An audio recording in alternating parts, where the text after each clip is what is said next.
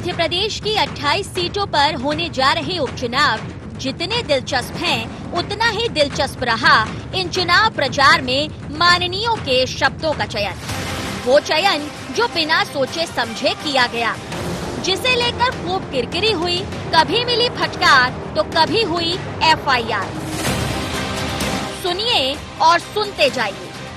कपटनाथ, कलंकनाथ, कमरनाथ, सेठ, बंगाली तो कभी मुंगेरी लाल, एक्टर बने तो कभी भूखे नंगे, जलेबी, पकोड़ा, शैंपेन, नारियल तक तो ठीक, पर इन उपचुनाव में एंट्री हुई पूतना, रावण और काल नेमी राक्षस की।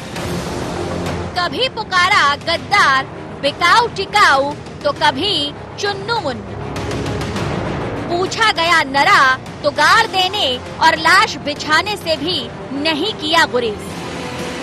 कहलाए प्रवासी पक्षी तो कभी ऐसे भी शब्द जो सुनाए नहीं जा सकते। चुनाव बार बार आएंगे, नेता जनता के बीच भी जाएंगे, लेकिन क्या अपने कहे पर राजनेता भी होंगे शर्मिंदा? क्या होगा उनको भी पछतावा? क्या बदलेगा बोलने का सलीका? और अब नहीं गिरेगी भाषा की मर्यादा। News desk IND 24।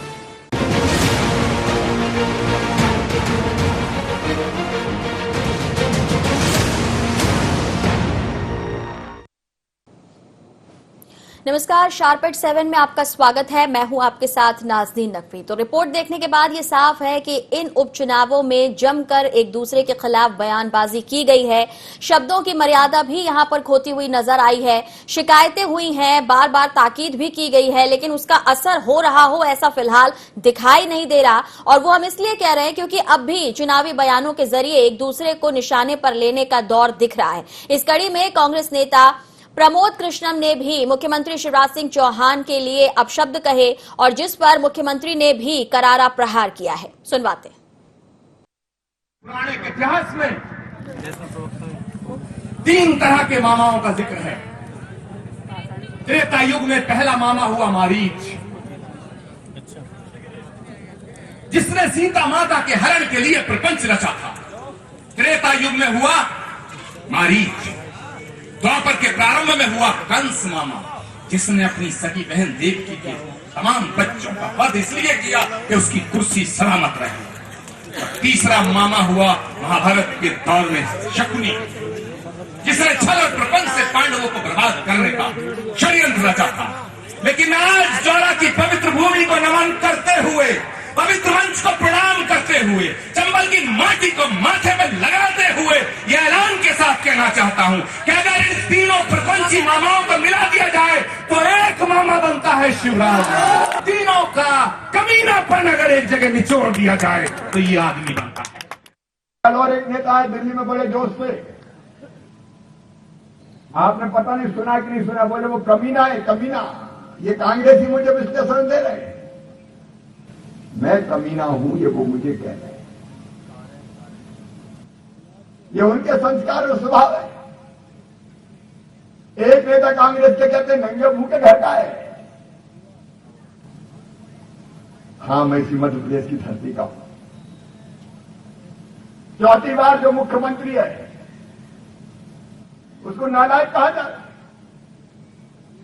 उसको कमीना कहा जा रहा है, उसको नंगे भूखे घर का कहा जा रहा है। कमलनाथ जी, तुम्हें घमंड होगा अरबपति होने का, तुम उद्योगपति हो गए। लेकिन मैं ये याद दिलाता हूं, मध्य प्रदेश की जनता कुछ भी सहन कर ले, ये घमंड और अहंकार को चूर चूर करके रख देती है। तो एक दूसरे पर निशाना साधने में जरा सा भी गुरेज नहीं किया जा रहा। अगर देखा जाए तो शब्द ऐसे इस्तेमाल किए जा रहे हैं जिसे दोहराने में संकोच हो, लेकिन नेता हैं कि मानते नहीं। फिलहाल समझने की कोशिश करेंगे कि अब चुनावी प्रचार में भी कम दिन बचे हैं। ऐसे में ऐसी बयानी के साथ जनता के बीच जो नेता पहुंच रहे हैं, क्या वो जनता को प्रभावित कर पाएंगे? हमारे साथ विकास बोंद्रिया जी जुड़ रहे हैं, बीजेपी का पक्ष रखेंगे। हमारे साथ राम पांडे जी जुड़ रहे हैं, कांग्रेस के प्रवक्ता हैं। Editor in chief Sunil Srivastava मेरे साथ स्टूडियो में हैं और शुरुआत करना चाहेंगे राम पांडे जी आपसे। आपकी पार्टी के स्टार प्रचारक पहुंच रहे हैं, जनता को प्रभावित करने की कोशिश कर रहे हैं, लेकिन उनकी बयानी क्या आपको रास आ रही है? क्या लगता है कि ऐसे बोल होने चाहिए? देखिए, प्रदेश हो, देश हो, जनता हो, जब देश में प्रेम होगा तो प्रेम की भाषा निकलेगी और जब देश में नफरत होगी तो नफरत की भाषा निकलेगी। जब से भारतीय जनता पार्टी सत्ता में आई हुई है तब से देश हो या प्रदेश हो सब जगह नफरत फैला दी हुई है। पहले जो राजनेता होते थे एक दूसरे से, भले ही पार्टियां अलग होती थी, विपक्ष अलग होता था, एक दूसरे से मिलते थे, सम्मान करते थे। आजकल क्या हो रहा है, एक दूसरे से ना मिलते हैं और अपशब्दों की भाषा बोलते हैं। तो सबसे बड़ी बात यह है कि देश में जितनी ज्यादा कड़वाहट होगी, जितनी ज्यादा घृणा होगी, जितना ज्यादा लोग एक दूसरे से नफरत करेंगे तो इस तरह की स्थिति बढ़ती जाएगी। तो सबसे बड़ी बात यह है कि जिसकी सत्ता है उसका कर्तव्य बनता है कि देश में एक सौहार्दपूर्ण प्रेम का वातावरण बनाया जाए, विपक्षियों का भी सम्मान किया जाए, राजनेता सब एक दूसरे का सम्मान करें। और जहां तक ये बात आ रही है, शिवराज सिंह जी हर बात को कमलनाथ जी के मुंह में डाल देते हैं, जबकि जितनी भी ये जो बातें की गई हैं उसमें कमलनाथ जी ने तो कुछ बोला नहीं है डायरेक्टली। जिस नेता ने बोला है तो आप उस नेता को जवाब दीजिए। और जहां तक अपशब्दों की भाषा है, कमलनाथ जी के मुंह से यदि कभी अपशब्द निकल गया है जबकि उनकी ऐसा इंटेंशन नहीं था तो उसके लिए उन्होंने खेद व्यक्त किया, राहुल गांधी जी ने खेद व्यक्त किया। लेकिन भारतीय जनता पार्टी के नेता हैं, चाहे वो बिसाहू लाल हो, कैलाश विजयवर्गीय जी हो, इमरती देवी जी हो या अन्य कोई, आपकी पार्टी के अगर नेता हैं, आपकी पार्टी के लिए अगर स्टार प्रचारक के तौर पर आए हैं, आपकी पार्टी से प्रत्याशी के तौर पर मैदान में हैं, तो ये माना ही जाएगा कि वो आपकी पार्टी का प्रतिनिधित्व कर रहे हैं, नेतृत्व कर रहे हैं। और ऐसे में अगर वो कुछ कहते हैं तो वो पार्टी से जोड़कर देखा जाएगा। आपने कहा कि नफरत फैला रही है जो सत्तारूढ़ पार्टी है या भाजपा, तो क्या आपने कोशिश की कि आप उसे बैलेंस कर सकें? आपने कोई ऐसी प्रयास किए कि आप प्यार दे सके? आपने भी तो पलटवार ही किया है जी। यदि कोई प्रेम करेगा तो उसको प्रेम की भाषा में जवाब दिया जाता है। उसके बावजूद भी ये लोग इतनी ज्यादा नफरत फैलाते हैं। कांग्रेस की पूरी कोशिश रहती है कि उस नफरत को प्यार में बदलने का काम किया जाए, ठीक है। और जहां तक जिस तरह की भाषा की कांग्रेस पार्टी के नेताओं ने बोली है वो एक कहावत के रूप में बोली है और उस कहावत को अलग ढंग से ले लिया गया है। यदि हम बोल दिया कि नाच न जाने आंगन टेढ़ा, तो आप आंगन को देखने लगो किधर से टेढ़ा है। इसका मतलब नहीं, ये नहीं होता है। इसका मतलब होता है कि भाई कोई भी नहीं है, राजनीति वो भी कर रहे हैं। बहरहाल लौटूंगी आपके पास। विकास बोंद्रिया जी, क्या कहना चाहेंगे? नेताओं के बयान आपके यहाँ से भी बहुत तीखे आए हैं। देखिए, तीखे आए हैं तो वो कांग्रेस की कमजोरियों पे आए हैं। कांग्रेस की कमलनाथ सरकार ने जो कमतर काम किए और जनता को छला, उसके ऊपर हमने तीखी बयानबाजी करी है। इन्होंने अगर गरीबों को मिलने वाली सहायताओं को छीना है तो हमने उनका जिक्र किया है। लेकिन मुझे नहीं लगता कि ऐसी व्यक्तिगत बातें कहीं करी गई हो। अगर कमलनाथ जी उद्योगपति हैं, अरबपति हैं, तो उन्हें उद्योगपति अरबपति कहा गया, इसमें कौन सी? इसके अलावा भी बहुत कुछ कहा गया, आप तक पहुंचा नहीं क्या? ना, देखिए, हमारे किसी स्टार प्रचारक ने कहीं पे भी कोई गड़बड़ शब्द का इस्तेमाल नहीं किया। हम तो जबकि उलाना और जनता को बता रहे हैं कि कांग्रेस के नेता, स्टार प्रचारक किन किन शब्दों का इस्तेमाल कर रहे हैं। कल ही हमने सुना कमीना। अब एक श्वेत वस्त्रधारी व्यक्ति जो अपने आप को संत कहलाना पसंद करते हों, वे अध्यात्म की बात करेंगे तो अच्छा लगेगा, लेकिन इस ढंग का कमीना शब्द इस्तेमाल करेंगे। लेकिन अगर जिन्हें आपने शिक्षा जैसे महत्वपूर्ण विभाग की जिम्मेदारी सौंपी हो और जब वो ये कहें कि गाड़ देंगे, तब आप कैसे देखते हैं? नहीं, गाड़ देंगे किसी ने नहीं कहा। मोहन यादव जी ने कहा था, आपने सुना नहीं है? नहीं, देखिए, गाड़ दे क्या कह रहे थे राम पांडे जी? कोई मुहावरा इस्तेमाल किया गया हो उसका विषय अलग है, वो लोकयुक्ति हो गई है। अच्छा। लेकिन मैं फिर भी कह रहा हूँ अगर बिसाहू लाल जी, मैं तो स्वयं हूँ कि आगे बढ़ के बात कह रहा हूँ, हमारे एक प्रत्याशी बिसाहू लाल जी ने अगर कोई गलत शब्द का इस्तेमाल कर लिया था तो फौरन उसी दिन हमारे प्रदेश अध्यक्ष जी ने उन्हें भी ताकीद किया और मीडिया के सामने भी खेद जताया। देखिए, खराब शब्दों से खराब छवि जाती है। हाँ, कांग्रेस की जो खराब काम है हम उनको जनता के सामने उकेर रहे हैं और चुनाव प्रचार में वो एक हमारा मुद्दा है, इसको हम मान के चल रहे हैं। तो मुझे लगता है कि कांग्रेस जो गड़बड़ शब्दों का इस्तेमाल करती रही। देखिए दोनों तरफ से वही हुआ है। चलिए मैं लौटूंगी आपके पास भी। सुनील जी, अगर देखा जाए तो इसमें मैंने कहा तो कोई बात नहीं और उन्होंने कहा तो गजब हो गया, इस तरीके की बातें हैं। दोनों ही अपनी अपनी पार्टी का बचाव कर रहे हैं, लेकिन ऐसा नहीं है कि कोई भी यहाँ दूध का धुला हो। देखिए नाज़रीन, दोनों ही पार्टी जानती हैं कि अगर वो किसी विकास के मुद्दे की बात करेंगी तो दोनों को जवाब देना पड़ेगा जनता की अदालत में कि 15 साल और 15 महीने में क्या हुआ। अगर किसी घपले या घोटाले की बात होगी तो दोनों पार्टियां कटघरे में होंगी, क्योंकि अगर कांग्रेस की बात करें तो आज आरोप पत्र जारी किया है कांग्रेस ने बीजेपी को लेकर कि कितने घपले और घोटाले हुए हैं। बीजेपी की बात करें तो 15 महीने में लगातार कई घोटाले गिना देती है, ट्रांसपोर्ट उद्योग से लेकर दलालों का अड्डा, जिस प्रकार से बल्लभ भवन को कहा है बीजेपी ने, ये पब्लिक के सामने जाएगा। उससे ज्यादा बेहतर है कि पब्लिक को इधर उधर की बात कह के और कुछ मीडिया की सुर्खियां बटोरी जाए, प्रमोद कृष्णन हो या फिर कांग्रेस के और भी नेता, चाहे दिनेश गुर्जर की बात करें, कमलनाथ जी की बात करें या दूसरे नेताओं की बात करें। ऐसा नहीं कि सिर्फ एक ही बीजेपी या कांग्रेस सिर्फ यही आगे हो, हर कोई इसमें एक प्रतिस्पर्धा सी इस चुनाव में चल गई नाजनीन कि कैसे कैसे नए शब्द लाए जाएं, कैसे कैसे इस प्रकार के शब्दों का इस्तेमाल किया जाए जिससे दूसरे की छवि धूमिल हो और जनता के साथ साथ मीडिया की सुर्खियां बने वो शख्स।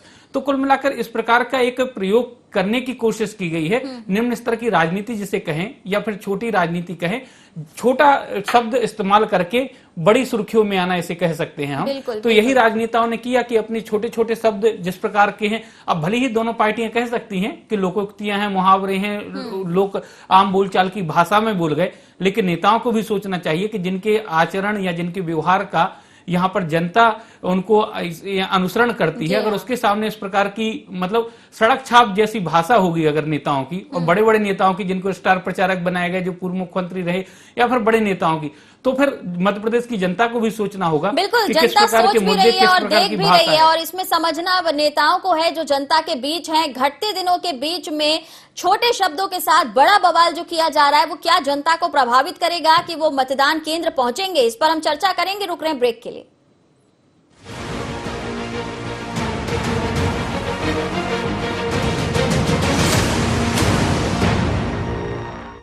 बाबा इलायची को जैसे चखा तो लगा कि लाइफ के हर टेस्ट में होना चाहिए प्लेजर।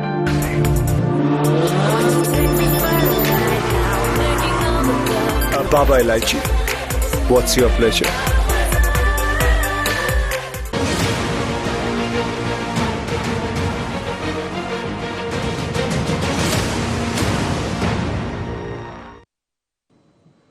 ब्रेक के बाद एक बार फिर से स्वागत है। मेहमान हमारे साथ हैं राम पांडे जी। सवाल ये नहीं है कि उन्होंने कुछ कहा इसलिए जवाब में आपकी प्रतिक्रिया में वो गुस्से में, नाराजगी में, लोकोक्ति, मुहावरे में निकल गया। सवाल ये है कि जनता के बीच आपके नेताओं की, जनप्रतिनिधियों की छवि कैसी बन रही है?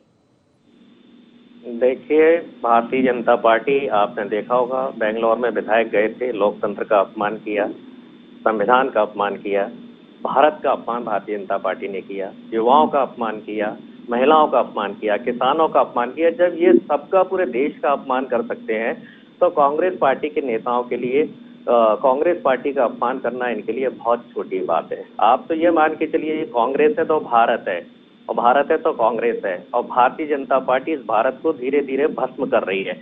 जिस तरह की राजनीति भारतीय जनता पार्टी निचले स्तर तक ले जा चुकी है, ये भारत और प्रदेश का धीरे धीरे पतन होता जा रहा है। और आप देखिए, जब से भारतीय जनता पार्टी आगे बढ़ रही है, देश पीछे जा रहा है। चाहे वो देश की किसी भी स्थिति हो, चाहे वो बेरोजगारी बढ़ती जा रही हो, चाहे अर्थव्यवस्था गड्ढे में जा रही हो, चाहे किसानों की आय कम हो रही हो। महत्वपूर्ण मुद्दों पर चर्चा कर रहे हैं जनता के बीच, या फिर एक दूसरे को सिर्फ जवाब देने की होड़ है? देखिए, 2 घंटे के भाषण होते हैं, उसमें ये एक लाइन पकड़ी जाती है। यदि कांग्रेस के नेताओं के और स्टार प्रचारकों के आगे पीछे के भाषण सुनती है जनता, तो जनता को सारी बात में समझ में आ जाती है। अब 2 घंटे के भाषण में से 2 शब्द निकाल लिए जाते हैं, तो जो 1 घंटे 59 मिनट का भाषण है, यदि आप उस पर गौर करेंगे तो जनता पूरा सुन रही है, ध्यान दे रही है, जनता के दिमाग में बात बैठ चुकी है, जनता समझ चुकी है कि एक लोकप्रिय कमलनाथ सरकार को जबरदस्ती गिरा दिया गया पैसों के दम पर, और जनता उसका 3 तारीख को जवाब देने के लिए तैयार बैठी हुई है। जवाब देगी। विकास जी, आपने विकास किया है या नहीं किया है, 15 सालों में किया है या इन 6-9 महीनों में किया है, इन सारी बातों को जनता देख रही है, और जो नहीं देख पा रही है उसे दिखाने का काम कांग्रेस कर रही है। देखिए, न कांग्रेस के पास इस तरह का कोई दिखाने का तथ्यात्मक उदाहरण है, तथ्य है, तब तो ये दिखा नहीं पा रही है। इनकी संगठनात्मक कमजोरी है, संवाद की कमजोरी है कि उस चीज को जाहिर नहीं कर पा रहे। राम पांडे जी हमारी पार्टी के ऊपर आरोप लगा रहे हैं कि हम नफरत फैला रहे हैं, जबकि नफरत के शब्द सोनिया गांधी जी बोला करती थी, यूपीए सरकार के वक्त में बोला करती थी, जबकि उनकी यूपीए सरकार थी और यूपीए की वो अध्यक्षता थी। देखिए, बहुत सीधी सी बात है, कांग्रेस ने देश को हाल के सालों में गर्त में ले गया। तब स्थिति बनी कि भारतीय जनता पार्टी का विस्तार हुआ, भारतीय जनता पार्टी मजबूत भी हुई और जनता लगातार भारतीय जनता पार्टी के संगठन विस्तार से लेके सरकारों में काम के विस्तार पे उसको समर्थन दे रही है। और फिर भी पांडे जी कह रहे हैं कि जैसे जैसे भारतीय जनता पार्टी का विस्तार हो रहा है वैसे वैसे देश गर्त में जा रहा है। मतलब आप जनता के मत को आप सम्मान नहीं दे रहे और आप कहते हैं कि लोकप्रिय कमलनाथ जी की सरकार, अरे ऐसी कैसी लोकप्रिय सरकार थी भाई कि 0.5% कम वोट पाके भी बनी थी सरकार। दूसरा, ऐसी कैसी लोकप्रिय थी कि आपके विधायक अपनी राजनीतिक करियर को दांव पे लगा के आपकी पार्टी को छोड़ देते हैं और वापस जनता के बीच चुनाव में जाने की हिम्मत। ठीक है, वापस जनता के बीच जनप्रतिनिधि पहुंच तो चुके हैं, जनता सब देख भी रही है। लेकिन सुनील जी, सवाल यहाँ पर अगर देखा जाए तो महत्वपूर्ण है, चाहे हम अगर केंद्र की सरकार की बात करें या प्रदेश की सरकार की बात करें, आम जनता के लिए जो जरूरी चीज है उस पर गौर होना ही चाहिए, चाहे वो बढ़ती महंगाई हो, गिरती जीडीपी हो, शिक्षा का स्तर हो, तमाम ऐसे महत्वपूर्ण सवाल हैं जिन पर गौर किया जाना चाहिए। जब आप सरकार में आ गए तो आपकी जिम्मेदारी बनती है। हाँ बिल्कुल नाजरीन, और जिस प्रकार से 15 महीने जो कांग्रेस की सरकार रही, जिस प्रकार से राम पांडे जी कह रहे कि बीजेपी जिस प्रकार से बढ़ रही, देश गर्त में जा रहा, तो ये कांग्रेस की विफलता है कि बीजेपी बढ़ रही है, क्योंकि बीजेपी भी सियासत करने के लिए मैदान में आई है और कांग्रेस भी। अगर कांग्रेस कहे कि भाई सरकार बीजेपी ने गिरा दी तो कांग्रेस के पास भी भरपूर मौका था उसे बचाने का, तो कांग्रेस को करना चाहिए था। लेकिन कांग्रेस की जो नाकामियां हैं उसको बीजेपी के सिर ढोलकर कांग्रेस अपने कामों से मुक्त नहीं हो सकती। दूसरी बात अगर हम करें कि जिस प्रकार से जो मूल मुद्दे हैं, जीडीपी से लेकर तमाम मुद्दे, या तो जनता को समझाने में कांग्रेस नाकामयाब साबित हो रही है कि जनता समझना नहीं चाहती, क्योंकि वाकई में अगर महंगाई की बात करें, महंगाई बढ़ रही है दिन ब दिन, बेरोजगारी बढ़ रही है, जो हम जिस प्रकार की बातें कर रहे हैं पेट्रोलियम पदार्थों की कीमतों को लेकर, बीजेपी जब विपक्ष में होती थी सड़कों पर आ जाती थी, पूरे देश में एक माहौल बनता था। लेकिन कांग्रेस इतने मुद्दे होने के बाद भी ना तो माहौल बना पा रही है और ना ही जनता के बीच जा पा रही है, यानी कांग्रेस कहीं ना कहीं विफल हो रही। अब इन तमाम विफलताओं को इस प्रकार से कह देना कि बीजेपी नफरत फैला रही, तो कांग्रेस के नेता भी, राजनेता भी इतने भोले नहीं हैं जो 40 सालों से 20 सालों से राजनीति कर रहे कि उस नफरत के कारण इस प्रकार की बयानबाजी करें। राम पांडे जी ने कहा कि लगभग 2 घंटे का भाषण होता है, उसमें से 2 मिनट की क्लिपिंग निकाली जाती। कांग्रेस के वचन पत्र में लगभग 950 पौने 1000 के लगभग घोषणा पत्र में, वचन पत्र में बिंदु थे, लेकिन कांग्रेस की सरकार सिर्फ 2 या 3 बिंदुओं पर ही बनी है नाजरीन। एक किसान कर्ज माफी, दूसरा जो बेरोजगार युवाओं को यहाँ भत्ते की बात थी, और कन्यादान की जो राशि थी, कन्यादान योजना की 28 से 51 हजार करने की, महिलाओं की पेंशन बढ़ाने की, ये इन्हीं मुद्दों पर, सामाजिक पेंशन बढ़ाने की, इन कुछ ही बिंदुओं पर सरकार बनी, और वही तो मुद्दे जो सीधे जनता से जुड़े होते हैं। तो ऐसे में पांडे जी सवाल तो उठता है कि वाकई क्या कांग्रेस में एका नहीं है या फिर आपका संगठन कमजोर है? ये सब बातें सिर्फ यूं ही नहीं होती, वाकई कमियां हैं। देखिए, जब राजस्थान, छत्तीसगढ़ और मध्य प्रदेश में हमारी सरकार बनी थी, उसके पहले भी यही बोला गया था कि कांग्रेस में एका नहीं है और कांग्रेस का संगठन कमजोर है। तो कांग्रेस ने अपने कामों से और परिणाम से हमेशा जवाब दिया है। तो हमारा परिणाम 3 तारीख को मतदान है और 10 तारीख को आपको परिणाम बताएगा कि हम में एका भी है, संगठन भी मजबूत भी है और जनता भी हमारे साथ है। चलिए ठीक है, आपको लग रहा है कि एका है और इसका जवाब मिलेगा। विकास जी कैसे देखते हैं आप? देखिए, मैं सुनील जी की बात को बड़ा महत्वपूर्ण मानता हूँ। राम पांडे जी कह रहे हैं हमारी एक लाइन पकड़ ली जाती है, हमने अपशब्द बोल दिया, कमीना, 3 तरह के मामा गिना दिए, मारिच वगैरह, वो पकड़ लिए गए, बाकी बातें इसलिए गौण हो गई। अरे भाई, तो आप संवाद की भाषा का ध्यान रखिए ना। आप जिन चीजों को प्रमुख बना सकते हैं, अगर उनमें तथ्य है, वजनदारी है, तो उनको ही बोलिए। आप काहे अपने तथ्यों को मटियामेट करके भारतीय जनता पार्टी को नफरत फैलाने वाली पार्टी बोलते हैं, जबकि नफरत कौन सा सौदागर सोनिया जी ने बताया था, ये मैं फिर दोबारा रिपीट कर रहा हूँ। मुझे लगता है कि कांग्रेस के पास में कोई प्रमुख तत्व ही नहीं है, ना उनके पास में विकास की बातें करने के लिए है, ना भारतीय जनता पार्टी की सरकारों ने जो प्रदेश में देश में काम करके दिखा दिया है सीमित समय में, ना वो सोच है, और ना जनता में भारतीय जनता पार्टी को लेकर जो विश्वास पैदा हो गया है उसका तोड़ने का मादा है। इसलिए बौखलाहट में अब ये ऐसे शब्द कमीना आता रहेगा, नंगा भूखा आता रहेगा, कांग्रेस की मजबूरी है। आप कह रहे हैं कि कांग्रेस मजबूर है, लेकिन राम पांडे जी, अगर आप ये कह रहे हैं कि आप जवाब दे देंगे 3 तारीख को, आप मध्य प्रदेश के संदर्भ में ये बात कह रहे हैं, लेकिन आप ये भी तो कह रहे हैं कि लगातार बीजेपी जो है बढ़ती जा रही है, जिस पर सुनील जी का कहना है कि अगर कमजोर नहीं है आप, तो क्यों नहीं आप अपनी पार्टी को मजबूती के साथ आगे बढ़ा पा रहे हैं? देखिए, हिटलर भी आगे बढ़ा था और सद्दाम हुसैन भी आगे बढ़ा था, तो उससे आप पूरी बात समझ जाइए। दूसरा, मैं विकास की बात करते हैं तो मध्य प्रदेश की जनता को पता है कि 15 महीने के अंदर 100 रुपए में हमने 100 यूनिट बिजली दी। किसान कर्ज माफी की जिसको आपने विधानसभा में स्वीकार किया, पहले आप स्वीकार नहीं कर रहे थे। 1000 गौशालाओं का निर्माण किया। असंभव सा दिखने वाला काम जो मेट्रो स्टार्ट करने का था वो हमने किया। युवाओं के लिए रोजगार लाने के लिए हमने एक वातावरण बनाया। आप 15 साल में 50 करोड़ इन्वेस्टमेंट लाए थे, हम 50,000 करोड़ लेकर आए थे, हम 15 महीने में 75,000 करोड़ लेकर आए। और आप बताइए आपने 7 महीने में क्या किया? 15 महीने की 15 साल से तुलना कर रहे हैं तो 15 महीने की 7 महीने से भी तुलना कर लीजिए। 7 महीने में आपने क्या किया? सबसे पहले शराब की दुकानें खुलवाई, उन शराब की दुकानों पर महिलाओं से बिक्री करवाई। और क्या किया आपने? 10 किलो जो आटा गरीबों के लिए सैंक्शन हुआ था उसमें से 3 किलो आटा आपने चुरा लिया। और बिना विधायक के 14 मंत्री बना दिए, जबकि मंत्री बनाने के लिए कुछ योग्यता होना चाहिए, नोबेल पुरस्कार विजेता होना चाहिए, एक्स्ट्रा ऑर्डिनरी होना चाहिए। आपने ऐसे विधायकों को मंत्री बना दिया जो अच्छा ठीक है, लेकिन राम पांडे जी, अगर आप ये कहते हैं कि 2 घंटे के भाषण में से 2 मिनट की बात यहाँ पर की जाती है या बीजेपी उन बातों को तूल देती है, मीडिया में वो सुर्खियां बन जाती हैं, तो क्या इस पर लगाम कसने की भी कोई कोशिश है कि आपके नेता ऐसी बयानी से बचें?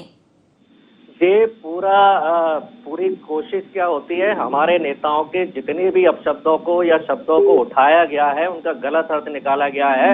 उन्होंने 3 मामाओं का जिक्र किया था और तीनों मामाओं को मिला दिया जाए तो उन्होंने कुछ गलत नहीं हुआ था। आज शिवराज मिला के बनाया क्या उन्होंने? ये शिवराज राम पांडे जी, मिला के बनाया क्या उन्होंने? क्या शब्द बनाया उन्होंने? आप बताइए, शिवराज जी पर 5 एकड़ जमीन थी, 5000 एकड़ कैसे हो गई? नोट गिनने की मशीन अरे आप कहाँ से कहाँ चले जा रहे हैं? ये हिसाब आपको जनता के बीच जाकर पूछना चाहिए। अभी तो फिलहाल हम जो अपशब्दों की बात कर रहे हैं, दोनों से बात कर रहे हैं, भाजपा से भी और आपसे भी। पैसा खा गए शिवराज जी, गरीबों का पैसा खा गए, इसलिए तीनों मामाओं का जिक्र किया गया था। जो शिवराज जी के पास आपसे कुछ कहना चाह रहे, सुन लीजिए। नहीं राम पांडे जी, सिर्फ सवाल यही है कि यहाँ अपशब्दों की बात हो रही है। 3 मामाओं का जिक्र जो उन्होंने किया त्रेता और यहाँ पर द्वापर के, वो ठीक है, लेकिन जिस प्रकार से कमीना बोला गया उस पर आपत्ति है। बीजेपी को भी आपत्ति है और बीजेपी ने इसकी शिकायत भी की। अब जहां तक संपत्ति की बात है, चाहे पूर्व यहाँ शिवराज जी की संपत्ति की या दूसरे नेताओं की, 15 महीने का समय आपको मिला था। अगर कुछ गलत था जो आप गिना रहे हैं तो उसकी पे कार्रवाई हो सकती थी। 15 महीने में तो आदमी जेल में होता। इन्होंने 7 महीने में क्या किया? 7 महीने से इनकी सरकार है, इन्होंने ऐसे कौन से काम कर दिए जो इनके गिनाने लायक है? 7 महीने में इनके पास 7 काम गिनाने के लिए नहीं है। यदि कोई काम है तो इन्होंने केवल शराब बेचकर आमदनी की है। इन्होंने केवल आरोपों को सुनने का समय नहीं हमारे पास। बहुत शुक्रिया। लेकिन फिलहाल अगर देखा जाए तो भाषा और गिरती भाषा पर आपत्ति है। जनता भी इसे सुन रही है, समझ रही है और देख भी रही है। अब देखना होगा कि इन शब्दों के सहारे क्या जन नेता वोट बटोर पाएंगे, क्या मतदाता को मतदान केंद्र तक खींच कर ला पाएंगे, देखना दिलचस्प होगा। फिलहाल दीजिए इजाजत, नमस्कार।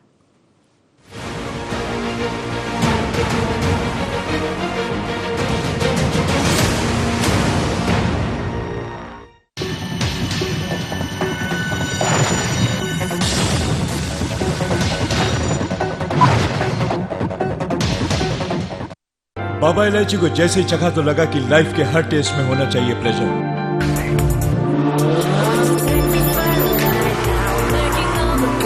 Baba Ilaichi, what's your pleasure?